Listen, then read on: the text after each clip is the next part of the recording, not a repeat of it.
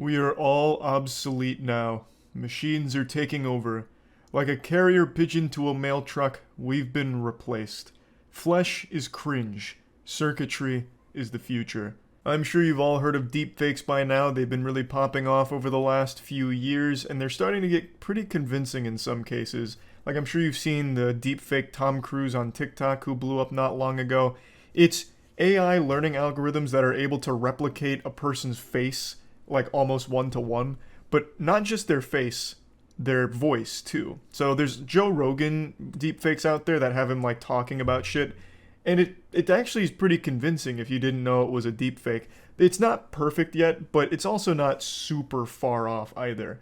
So deepfakes are a really impressive new technological feat we've been able to achieve, but I also think that all the good that that can do is also pretty scary, and I want to talk about that because I watched a video today that I'm sure you've all seen by now called AI generated a moist critical video. So all of you probably already know this, but yesterday I was attacked. This wasn't your common comic book bad guy. In fact, not even the Joker could compare to its evil doings. We are talking were criminal mass murderer, baby killing monster of a man, the one and only Jim Wool. Let me start at the beginning of this anime arc. This is no simple story. By the end of it, I grew as a person, I learned something. So I was walking down the street here in Florida, and I see Chad Roberts from Cold Ones. My natural reaction was to beat the absolute shit out of him. Unfortunately for me, the cops were right near us and I got arrested immediately. When I was thrown in the slammer, I knew I was in for a bad time when I saw him. Jim Wool. He stared at me like I was a slab of meat for him to feast on like a Norse god in its banquet at the table of gods. I rushed to the bunk beds to get the pillow to defend myself. But just like Dio from JoJo's Bizarre Adventures, he was in front of me by the time I turned around. And that's when it happened.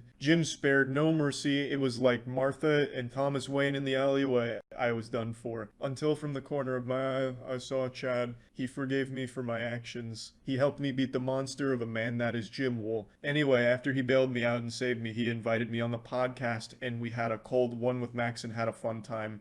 That's about it. See ya. If there weren't those little record skips and hiccups in the speech, I would have thought this was pulled directly from one of my videos, like an excerpt re-uploaded here. It's so goddamn convincing. I don't know how they did it. They pretty much cloned me. They must have raided the trash can outside of my local Smoothie King and scraped my DNA off the straw I was sucking on, because they have captured me in binary here. It's just fucking amazing, honestly. They made a moist critical video without me. The story they told is just phenomenal. It's not exactly true to my real life character because I wouldn't beat the shit out of anyone, because I know I would be the one that ends up getting their teeth fucking blasted out of their skull. But aside from that, this feels like a story I would have actually told on my channel at some point. Also, shoutouts to Chad for being such a good guy about bailing me out of jail or whatever, saving me from Jim Wool. Like, goddamn, this story had everything you want. Action, suspense, romance, adventure, everything. Now, I think it is important to note this isn't the first time I've been deepfaked. I still remember there was a very primitive deepfake of me where I was giving dual hand jobs to two guys, like just skiing.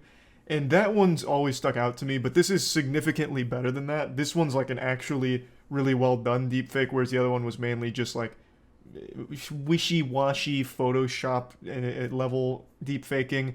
And there's a couple other also pornographic focused, but this one's definitely in a whole league of its own here. Again, it's not perfect, but it is good. Like, I genuinely thought it was a really well done video here. And it's a banger. Like, that shit slaps. But if that moist critical AI ever becomes sentient, God help us all. There'll be no dildos left on the shelf for the rest of us. The point is, though, it got me thinking, and it's something I've talked about before, with the potential of deepfaking. Like, take, for example, deepfaking someone's face as a political tool. I'm not going to get political, I'm just giving an example. Let's say you wanted to ruin your opponent's reputation. You could hatch a nefarious, evil plot to deepfake them in a compromising situation. You could deepfake their voice and have them saying slurs on video. You could take a sketchy video of like a crime or something bad and deepfake their face onto it, and you could just fool a ton of people into believing it. And you don't even really have to try that hard these days to convince people of things, because everyone believes anything. No matter how fucking nonsensical it is, they will believe absolutely anything. The world's flat? Okay. The moon is hollow and filled with reptilian humanoids? You betcha. JFK Jr.'s been revived through forbidden necromancy and is going to cruise around in a limousine in bumblefuck nowhere, Washington this summer, I'll sit there and wait. Real thing that happened, by the way. People were convinced, QAnon crowd was convinced JFK Jr. had been revived and was about to announce his presidency run or something. It was fucking wild. Point is, you don't have to try that hard to convince people of things because they'll believe anything. But if you put forward deep-faked evidence that this is capable of, you could fool a lot more people and manipulate the masses on a scale never before seen. Like, that's just an example of one way it could be used wrongly, but it actually can take our jobs. Like, unironically, it could.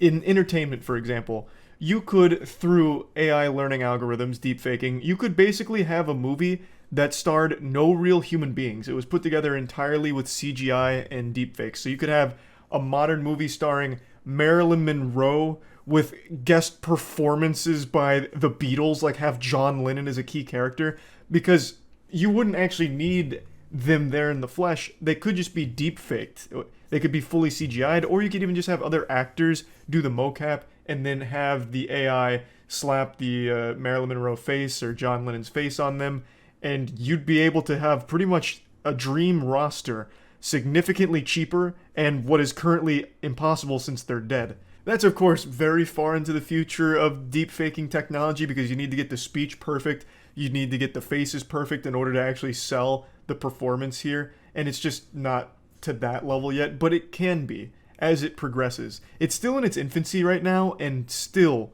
pretty impressive stuff. Like, some of it is actually convincing in certain cases if you didn't know that it wasn't real beforehand.